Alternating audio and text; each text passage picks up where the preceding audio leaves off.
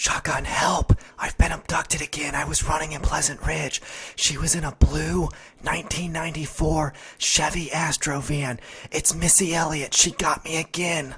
Somebody help me. I'm not sure what's going on, but I'm in the trunk of the car, and they've got my hands tied, and they've got my legs hog-tied. I'm almost positive that it's Nancy O'Dell from Entertainment Tonight. I'm hog-tied in a basement. A very, very damp basement. To my left is Dustin Diamond. To my right is Jonathan Taylor Thomas. Yes, that's right. JTT. And the entire basement smells of chloroform. They keep talking about John Tesh and Yanni. I have no idea, but they've taken me upstairs into an attic, and I'm upstairs, and there's a Christmas tree up here and old photos, and it smells like mothballs, and they're playing this terrible music. Somebody help me. I'm pretty sure Jennifer Aniston's in on it. I haven't seen her, but I swear I hear her voice through the vents. I'm almost positive that Kevin Frazier has something to do with all of this. The Entertainment Tonight crew is all in on this whole thing. Somebody untie me quickly. I need to make a run for it. Missy Elliott's back to her old tricks. Somebody help me. I can't get this blindfold off. I need help. John Tesh is coming up the attic stairs. I know it's him. Yeah.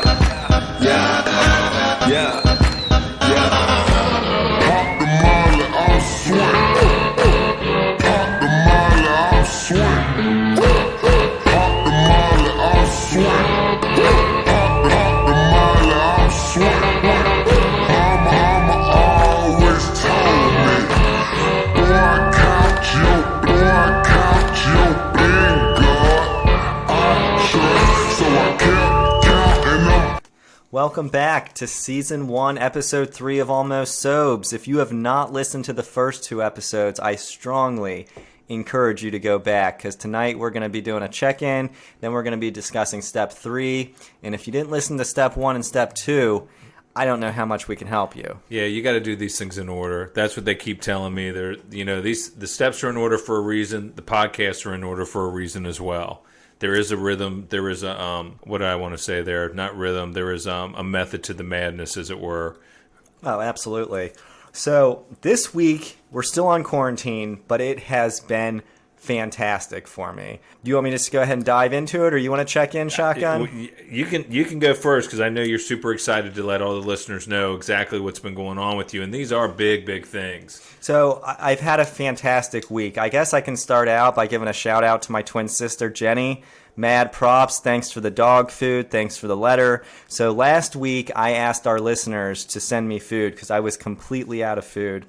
And I was eating the dog's food, and she sent me a bag of dog food and a letter that explained to me that I really need to look up what shelter in place means. And she told me, she's like, Ben, you're allowed to go to the grocery store. You're allowed to go to the pharmacy. I did not know this, and as I started reaching out to more and more people, I found out these restrictions aren't as bad as I originally thought. Hey, I want to apologize to Ben right here on the air, because I didn't think that I thought Ben really was just joking around with me.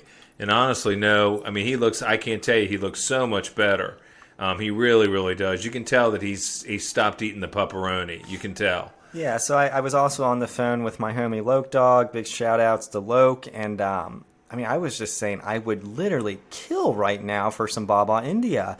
And we're talking. I'm like, no, you don't understand. I would murder you for some Babas. And she says, Ben, Baba India, it's still open for carryout. And she starts listing off all of these restaurants that are still open.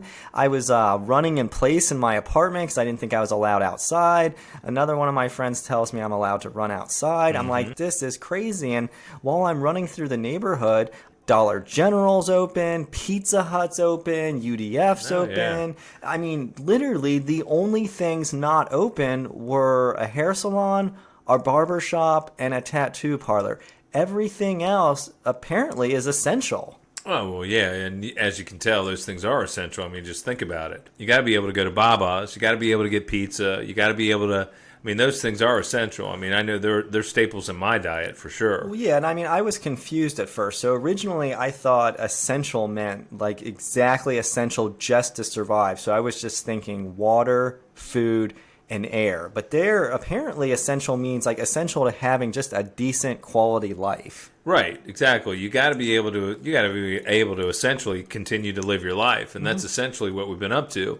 It's what they've been doing. I mean, think about these businesses that are open. They are essential. I mean, they're essential for me. I got to be able to get stuff delivered. I got to be able to get a pizza when I need it. I got to be able to pick up, Baba India. Yeah, you name apparently pizza delivery, that's an essential job. Absolutely. If I want to get ice cream, hey, that's essential. I got to be able to go get an ice cream. Yeah, and I've been doing all these activities. I was at my Dollar General just earlier this morning just to pick up some candles for the house. And when I bought those candles, I thanked each and every one of those staff members for their service. And I told them they're a hero. Absolutely. They are heroes. They're front line. They're right there in the trenches, so to speak. These guys have been keeping life going. They're essential. They're essential workers. Yeah, and I mean, just to be honest, I always looked down on like cashiers, pizza delivery drivers, all of these minimum paying jobs. But now that we're, identifying them as heroes, I was like, you know what? I might as well put in an application. I identify as a hero.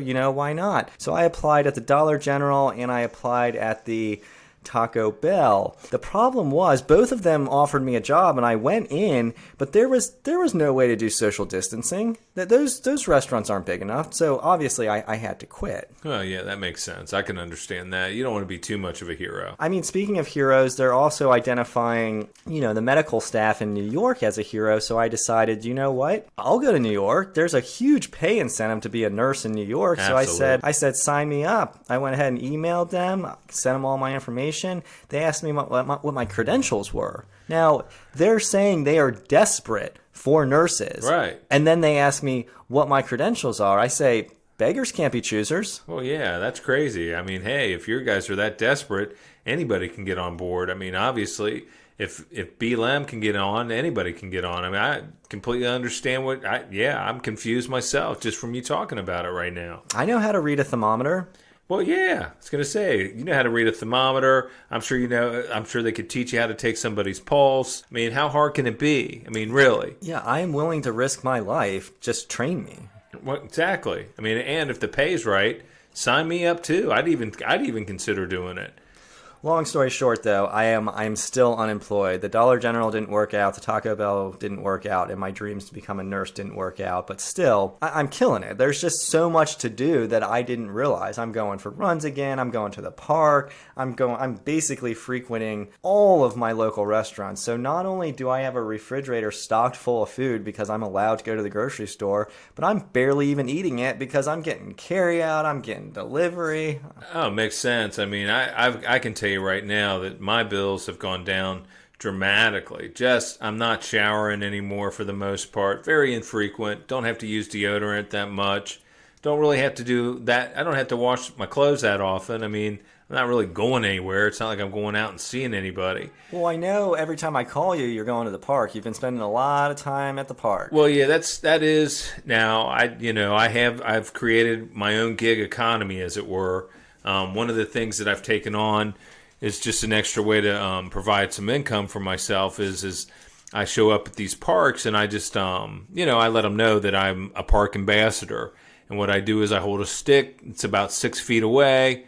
It's usually maybe 7 feet, give or take. Be safe. Yeah, got to be safe. Don't want somebody to get too close. And I'm just conducting tours, essentially. I'm like, hey, I'm the ambassador here. I have a little vest that I wear.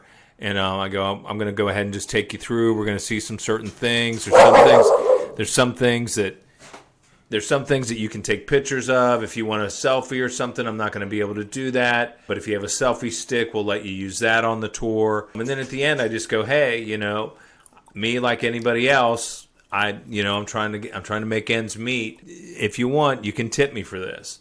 Because I've showed you some things that you didn't notice along the way. I like it. Anything else going on with you this past week? Well, one of the other things that I signed up, and this has really gone a lot, I've had a lot more success with this as opposed to being the park ambassador. The park ambassador's been good.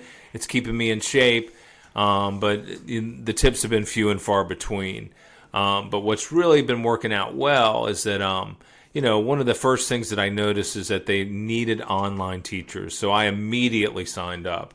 And they just said, hey, what would you like to teach? And I said, hey, I can teach anything, but really I'd like to teach a music class. And they said, well, what instruments do you play, or what do you play? And I said, man, I can play anything. Don't worry about it.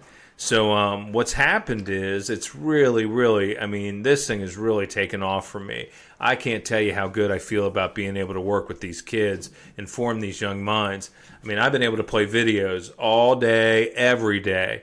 In this music class, I mean, these kids had never heard of Black Flag, Agent Orange, the Sex Pistols, Metallica. Classics, Cancer Bats. I'm like, come on, man.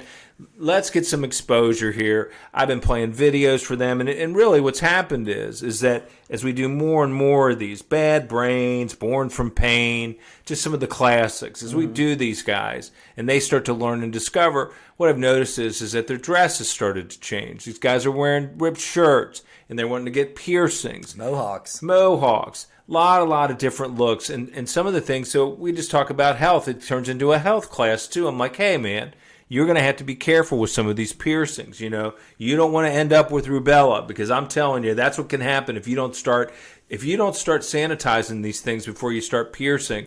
You know, I know that it all looks like fun and games, and it looks really cool with some of these band members, but you still, it's not healthy. No, it's not healthy at all. And malaria has been known to break out with those homemade tattoo guns. But that being said, I mean, it's not really punk rock to go to a tattoo parlor or a piercing parlor. You got to do that shit in your kitchen. Well, absolutely, which is what I've been telling them. I said, hey, man, this is, and what I've noticed is that my inbox is filled up. So it looks like next week I'm going to have a lot of parent conferences. I mean, my inbox has just been filling up.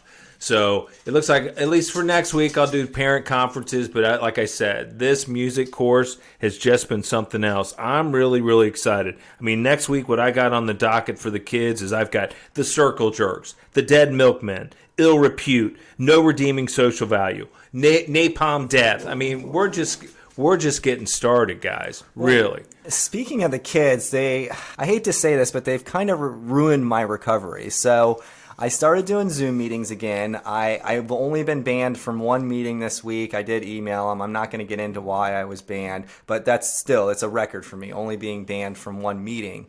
So basically, I was looking at my screen. I got the Zoom meeting set up. I got the rows of women and men. And what I was doing was I was just treating it as like a dating app. Makes sense to me. Picking the ones I like, hitting that chat feature, being like, hey, what up, girl? You want to hang out after this meeting? Get weird? Just stay on here. You know what I mean? After absolutely. Everybody cuts out. But the thing is kids have been what they call Zoom bombing these meetings. Yeah, I know. It's messed up my game too, believe me. I was putting my vital statistics in there. I was going, hey, these are my likes, these are my dislikes. You know, I'm an Aquarius with a half moon rising. I really, really like walking on the beach. I don't know. And that they kind of shut that down too. I had a lot of things that I was putting in those chat boxes. Yeah, the chat has been completely disabled because of the Zoom bombing. Big time. I was trying to bring back some of the old school, like on AOL, where you just do ASL, which is age, sex, location. And there for a while, I was just private messaging some people, and a lot of them didn't really know what the hell I was talking about. And I just was like, hey, this is age, and then I just kind sex and location. Location, yeah. Right. Yeah, I mean, hey, let's get this thing started. We're here, I'm here, you're there. I mean, hey, we both have a camera, obviously. Mm-hmm. Yeah, other than having to continue to do my recovery meetings via Zoom, this shelter in place it's not too bad. Like I said, I'm able to get carry out. I'm still able to go to parks. I'm still able to go to the dollar store, the grocery store. It really, once I realized what this is, I'm like, this is nothing. I'm not exactly sure how this is going to prevent the spread of coronavirus, but as far as restrictive, this is about as restrictive as a nudist colony. Exactly. I'm a big fan, mainly just because I've been able to supplement my income here and there. I mean, teaching the kids has really just been good for me. And getting out and getting the fresh air in the parks, that's another thing. Oh, man, because I know that at some point the parks are going to see the value of what I'm bringing to the table. Oh, yeah. And they're going to create a position out of this for sure. I mentioned last week about how just the gifts of sobriety and being able to hook my mom up and set her up so she can now be a cam girl. She is making a decent amount of money. So there was actually a larger demand for that age demographic than I realized. So my hopes are that my mom will give me some of the proceeds. Because, I mean, I did all the technical work for her. I set this up. I gave her a lot of the props, a lot of the ideas. Don't get me wrong, like, she's made it her own. And if any of our listeners are into older women, I'll go ahead and include that link to her website in the show notes. Absolutely. Yeah, that's, I strongly have encouraged Ben to continue to do this, mainly just because I've seen some of the profit margins, and I mean, it's staggering what's going on with Ben's mom. I mean, it really, really is impressive. Sounds like we've both had a fantastic week. This kind of brings us up to our topic tonight, which is step 3. You want to tell the listeners what step 3 is, Shotgun? Step 3, made a decision to turn our will and our lives over to the care of God as we understand. Well, I talked to Detox immediately, and I said, hey, it looks like we're ready to move on here. If you're okay with that, and he said, yeah, we're moving on. And I said, well, I've looked this over, and I just immediately said, hey, look, I'm a good decision maker. I just want to let you know that right now. I have made all kinds of decisions throughout the course of my life. If you need a decision made, guess what? I'm the guy who can do it for you. I mean, snap decisions all the time. Quick, fast, in a hurry decisions. It's just been kind of my nature. Don't have problems making decisions at all. Been able to do it. I've been making decisions just sitting here. I've been making decisions the whole time, all day. I've been making decisions. It's like I told him, I said, hey, I mean, just for point of reference, when I was in my 20s, I decided that, hey, by the time I'm in my 30s, I'm going to be a millionaire. Now, has that worked out? Not yet. Not exactly according to plan, no. The short answer would be no, but you want a decision? I made one. I decided that I'm probably going to try and pull off the greatest art heist ever. That'd make you a millionaire. Well, yeah, that would solve that problem. And, the only reason why that hasn't come to its fruition is really that's mainly just a skill set thing and finding the right people, timing, finding really what it is that we're going to heist. There's a lot of moving parts there. Bunch of moving parts. It's in the works. It's in the works, exactly. And that's what, we went on and we discussed that some more. And, I said, hey, I've made countless other decisions. All you got to do is look at some of the things that I collect, some of the things that I have that I'd like to collect, some of the ideas that I've got a lot of ideas written down. I'm talking about just notebooks filled with ideas. Trust me. Detox just, he wanted me to just give him one idea that I had written down that had come to fruition, something that I had followed through with. I just told him, I said, I don't know. I had to find my notebooks. Detox. There's so many. I kind of understood what he said, and he just said, we looked over, again, we talked about that some more, and then he said, hey, why don't we just at least look at this prayer? I said, I'm willing to do that, and then what I said I said, hey, I just want you to also know that I've got a living will, and I felt like that was pretty important, considering that it talks about your will and your life over to the care God as you understand him. And I said, I just wanted to let you know, I mean, I got a lot of valuable thgot I was quick to say, hey, I got a living will in place for this step. I have things, I got a lot of collections. I got a rock collection. I got a mood ring collection. I got things that, I want to make sure they go somewhere. And they're not going to just be sitting there collecting dust if we're going to start moving in this direction. Again, he didn't want to go down that rabbit hole too much. He didn't really want to discuss my living will that much. He didn't really seem to care about the items that I have. And he encouraged me again to look at the prayer, which I said, okay, let's look at this prayer. And then what I noticed was at the end, it said, hey, and I'm paraphrasing now, but it said, hey, guess what, brother? If you don't want to say this prayer verbatim, you can say it. It's optional. Whatever the wording is optional. Something to that effect. And I said, well, you know what? Yeah, me too. Trenchcoat didn't give me that option. Well, and I just said, hey, I'm okay with this as long as I can do the wording. So what I did is and I'm just going to go ahead and tell you how I wrote the prayer. I just said, hey, God, great pumpkin, big mystery, heavy hitter. I'm now willing that you should have my rock collection, my Star Wars Wookiees, all my handcuffs, my cosplay outfits, my Xbox game, my seashells, all of my baton twirling routines and my satellite collection so that you can sculpt me into a Greek god of spirituality.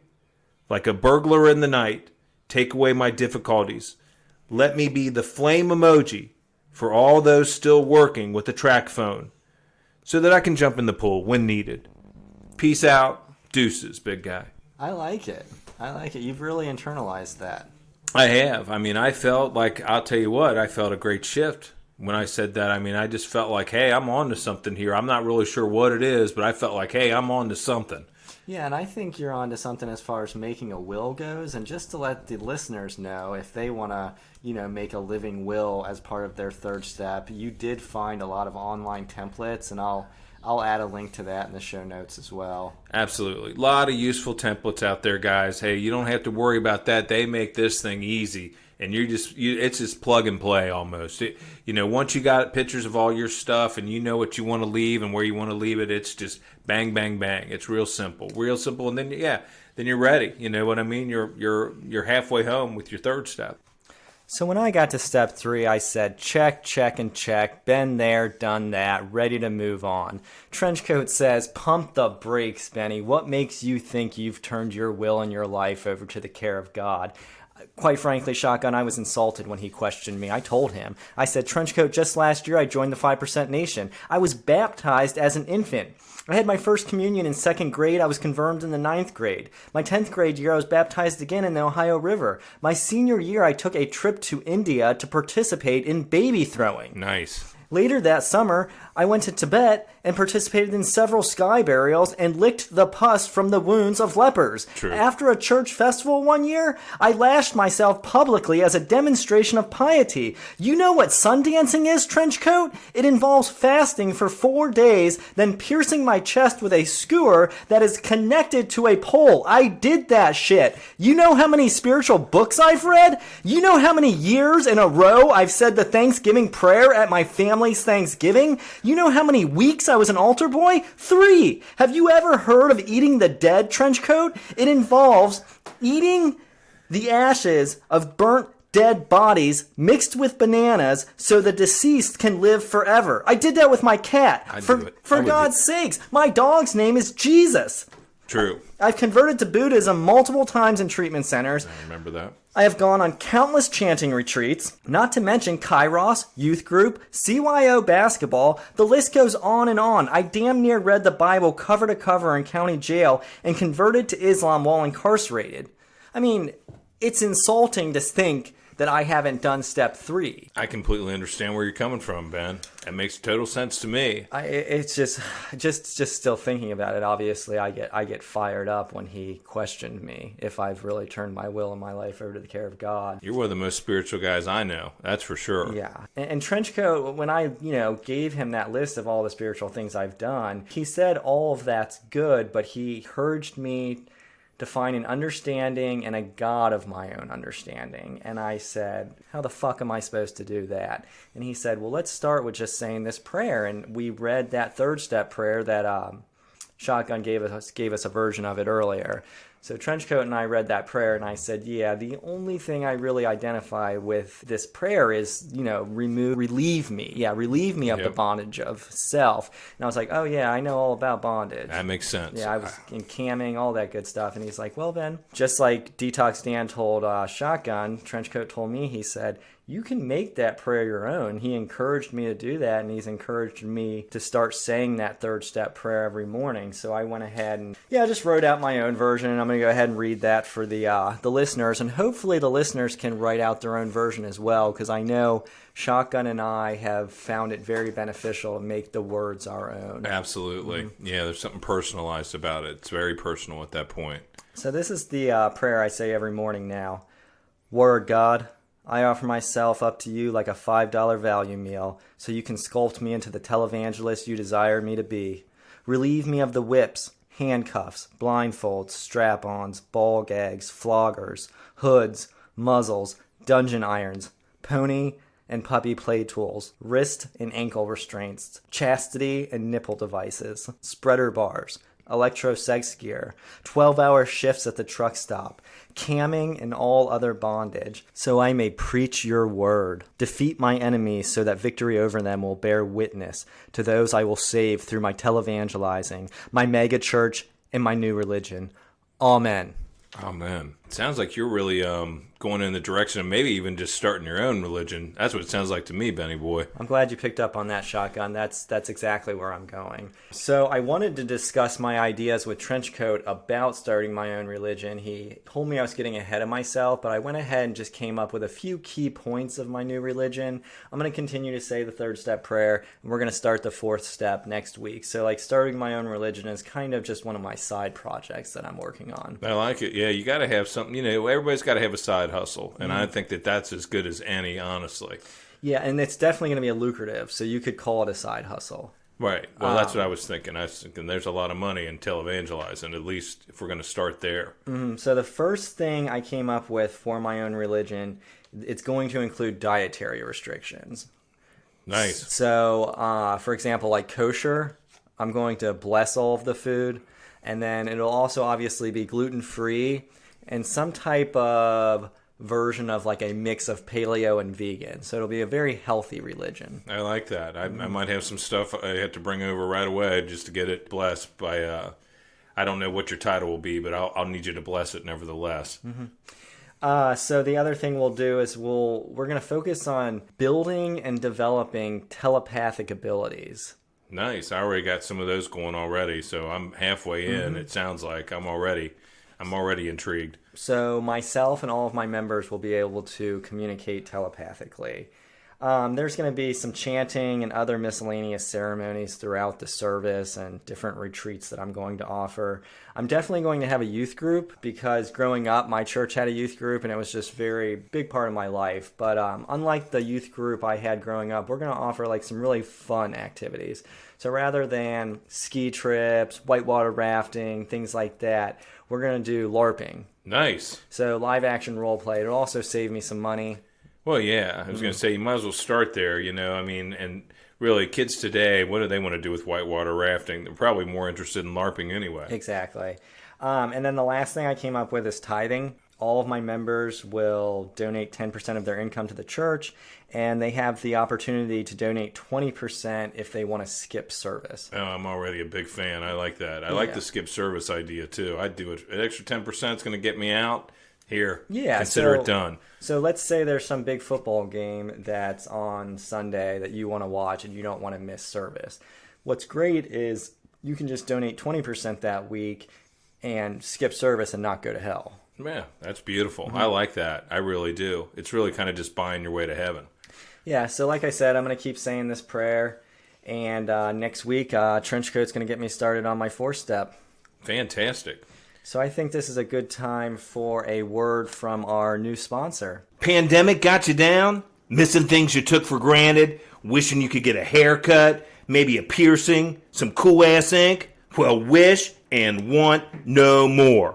From the guys who brought you renewables and pop-ups comes Tats at Home. That's right, Tats at Home. Here's what you get. You get one motor, 4 gently used needles, 3 guards for your hair, also outlines for the tats, and a piercing kit.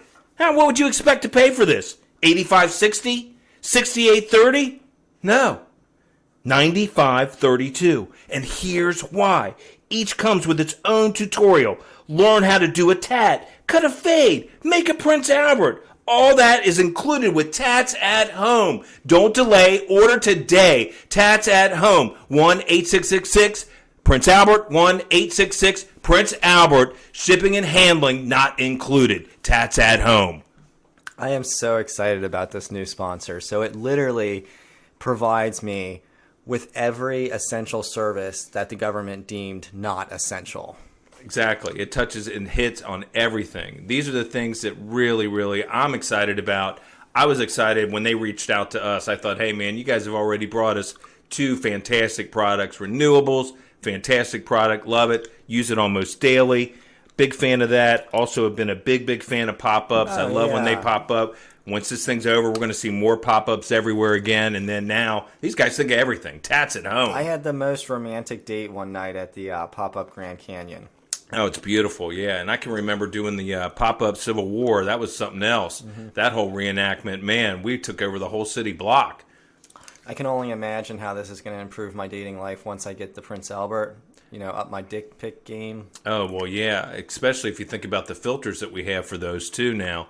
I mean, the software we've been working on is something else. All very exciting. All right, you ready for a question from one of our listeners? I'm ready. So today's question comes from Pamela H. in Twin Falls, Idaho. Hey guys, love the podcast. I just celebrated 2 weeks of continuous sobriety and realized that I had outgrown my sponsor spiritually.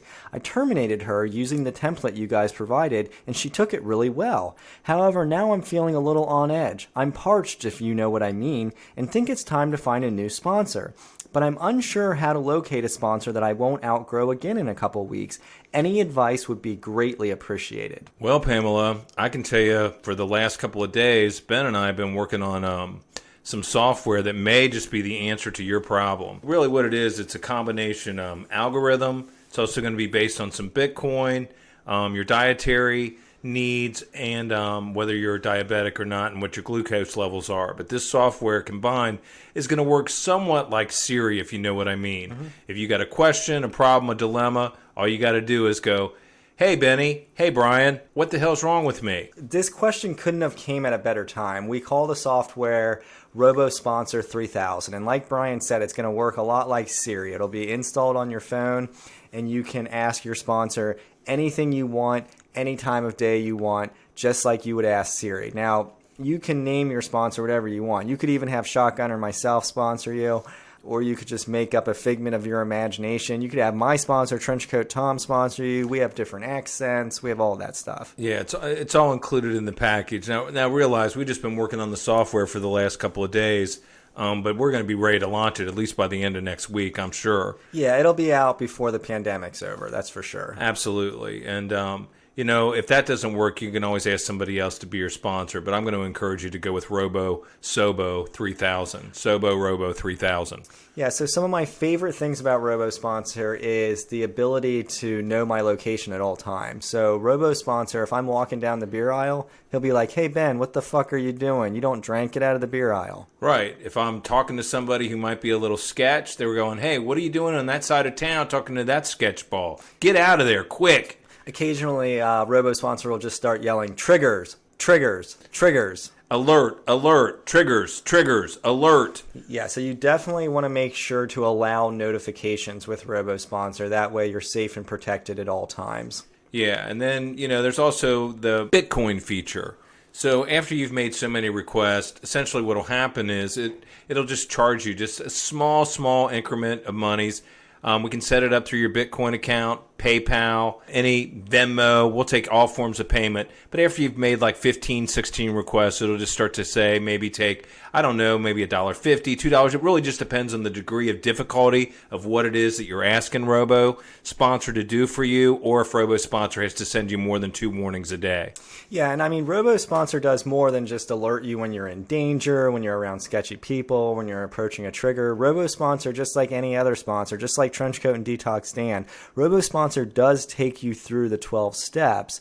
And when you get to inventory, that's one of the most exciting features. So you share your resentments, your fear, your sex inventory, and RoboSponsor actually comes up with your sex ideal for you, goes ahead and he posts you on different dating applications. He finds you a match. It's fantastic. Yeah, it does so many things so that you don't have to really, and that's part of, having a sponsor is it's just going to start to fill in some of those gaps.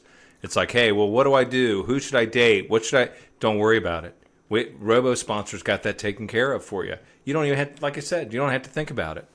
Yeah, so look for RoboSponsor before the pandemic's over.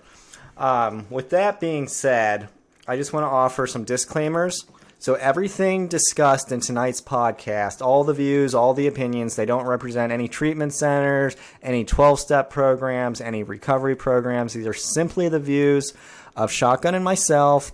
These are simply our opinions. They're changing constantly. So just, daily. Yeah, daily pretty much. If not hourly or minutely.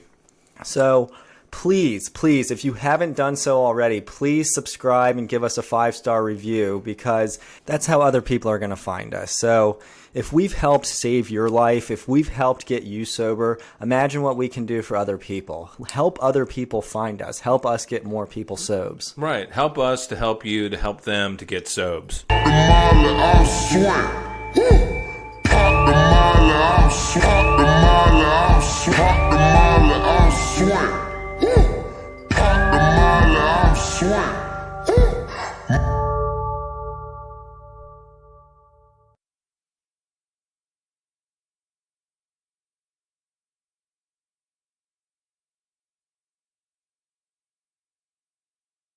Go ahead and follow us on Facebook at Almost Sobes Podcast. Our Twitter handle is at Almost Sobes.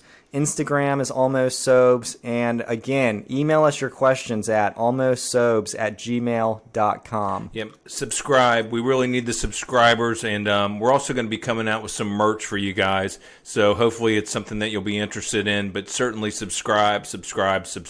Yeah, please subscribe. Again, we can't stress that enough. So we'll have t-shirts, coffee mugs, wall tapestries. Yeah, pillowcases, you name it, we're going to have it. It's all coming out. Yep, and I'll have all of that posted on Facebook, Instagram, Twitter. We're also working on a YouTube channel so you can see some of us live and in Technicolor, so to speak. Yeah, so follow us on the social medias. Peace. Peace, bitches. Pop the molly, I'm sweating.